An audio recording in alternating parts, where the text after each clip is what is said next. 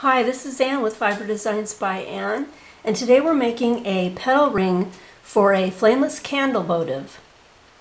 We'll be using fabric that has been treated with Terial Magic, which is a stiffening product.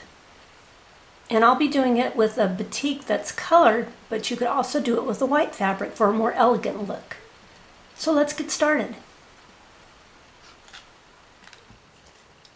The tools and materials you'll need for this project are the pattern that is available on my blog, fabric that has been stiffened with Terial Magic. You can find a link that shows how I stiffen this fabric as well. You'll need a craft glue, a votive, it can be this flared lip or a straight, paper scissors, flameless candle, fabric scissors, pliers, and these can be the kind that cut, or you could have a separate pair of diagonals, a piece of lace, a toothpick or a binder clip, black tip marker, permanent marker, some 22 gauge wire, a plastic ruler, or a thin piece of cardboard. First thing we're going to do is attach the lace to the bottom of the votive. And you might want a little damp paper towel to do this. And I just lay a little bead along the lower edge and try not to get too much on the bottom, if any. And I just smear that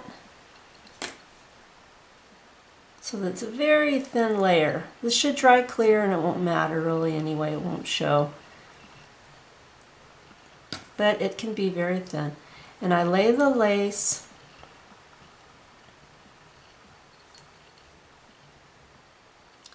so that it's just above the lower edge. Might put a little extra on the parts where they join. Whoop.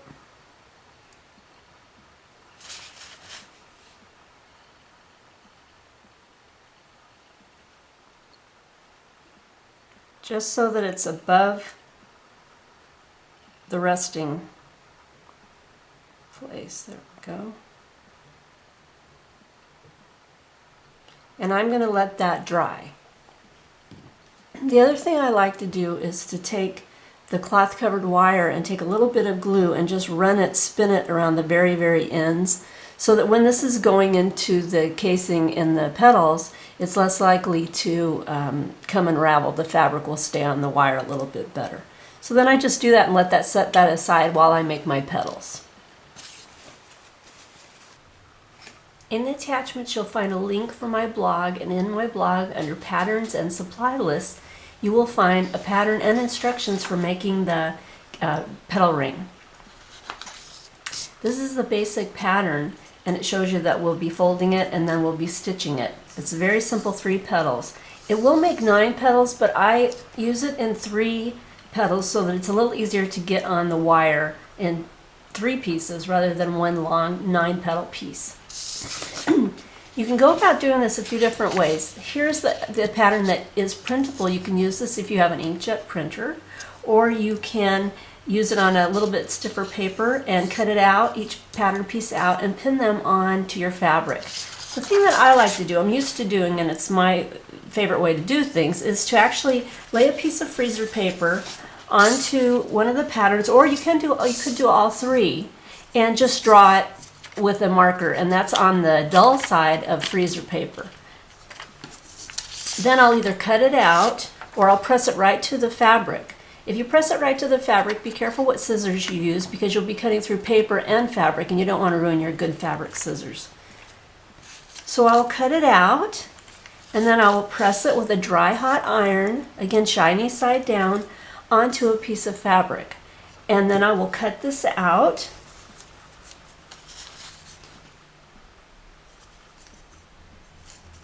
And I'll do that 3 times so that I end up with my 3 petal units. Once I have these pieces, I'll take either a very thin cardboard or in this case I'll just use a ruler, And I'm going to lay it down on, what's nice about the batik is there's not really a right side or a wrong side. I'm going to lay it down about 3/16 or a scant 1/4 inch past the straight bottom edge. And I'm going to fold this up. You could press it with an iron if you like to, but it's simple. The fabric's nice and stiff, so it's easy to just do it by hand. Fold it up, and then I'll finger press them. I'll do that on all three, and I'll end up with pieces like this that have that little fold. And I'm going to stitch, take this to my machine, and I'm going to stitch really close to that raw edge, making sure that I'm leaving the little channel or the casing where the wire will be going into. And I do a little back stitch on both ends. You need to be careful, maybe have a stiletto or a tip of a scissors, because it tends to want to go down to the machine.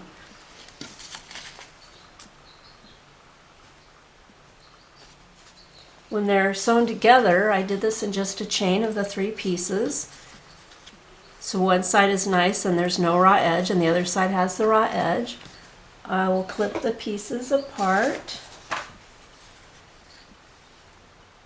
And if there's a little thread showing, it doesn't really matter. When it gets on the wire, you'll be gathering the petals, and any loose threads can be either hidden or clipped off. So next I will insert the wire. Now I have my 3 petals that are sewn and my wire, and I take the wire with the pliers and make a little loop in the end of it. You can put a toothpick in here and wrap it around a couple times, and the idea is that whatever's on the end here will hold the, well, as I push the fabric on and it ruffles, it will hold it on. But I like to use a binder clip if I can get it to stay inside there, and that way I can push the fabric up against it and it will hold it on. So I do use a toothpick sometimes, or a scissors, to start where my wire is going to go. And when I'm feeding these petals on, I want to make sure that the fabric is heading the same, the pattern is heading the same direction, the unit. So I have the raw edge on this side. I want to make sure that I'm having it down on this next one. And I'll push one on, and I'll push it slowly and gently to gather those petals up. The first 2 are pretty easy. It gets a little more challenging with the 3rd one, but you just push them on. It's really pretty fast. Making sure again that my fabric is facing the right direction with the raw edge on the bottom as it was on the first 2. And then with this last one, you can feel where the wire is, and it almost went to the end of there, so that helps. You can always have your wire a little long and cut it off later. So I gather that up, and then I'm going to push from this end so that I have wire exposed, remove my pliers, and I'm going to pull this out just a teeny bit more. And then you can fix your gathers, your ruffles, any little bits of the edge of the fabric or threads that are showing, just push under. Now I'm going to grab my votive, make sure that the glue is dry so that the lace won't shift. And I'm going to lay my piece down, bring my wires together,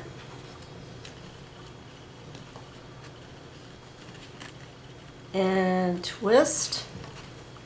And sometimes it helps to use the pliers for that, so I'm just twisting it, making sure it's as snug as can be around the outside of the votive and the lace. And then I'll take that and just tuck it underneath. If there's any sharp bits, go ahead and use the pliers and turn them under. And then I'll just check how it's laying at the lace and even out the petals. And it comes right off of this lace, so don't be surprised if it does that. You just slip it right back on. It's not a problem.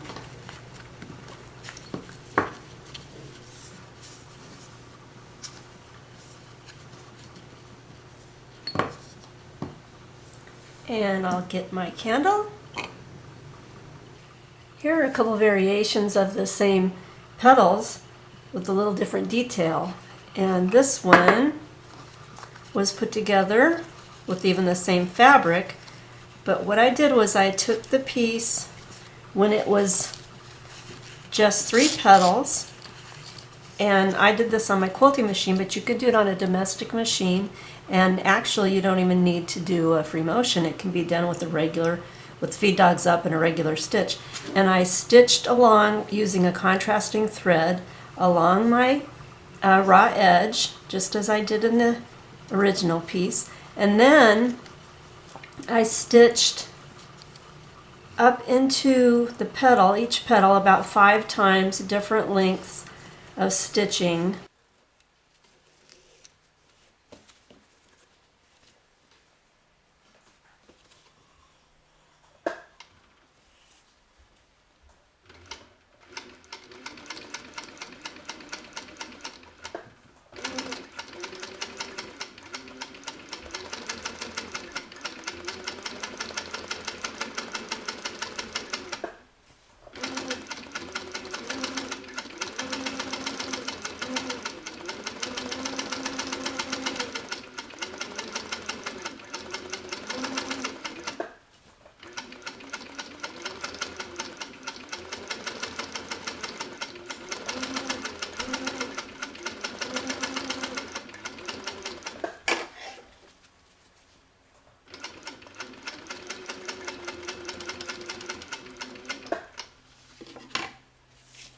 And then for this little pink piece, I took my fancy rotary cutter and some fabric that is, again, my hand-painted fabric, and I simply glued that on instead of the lace and made a plain, simple petal unit again, and just slipped that on. That's a little more party, a little less bridal. The white one, white lace and white, and this could have decorations added. You could put little rhinestones or crystals even on the edge of the petals. That might look pretty. So there's like an endless number of things you could do. I had a lot of fun making these petal rings, and I hope you do too. So for now, this is Anne with Fiber Designs by Anne. Thanks for watching.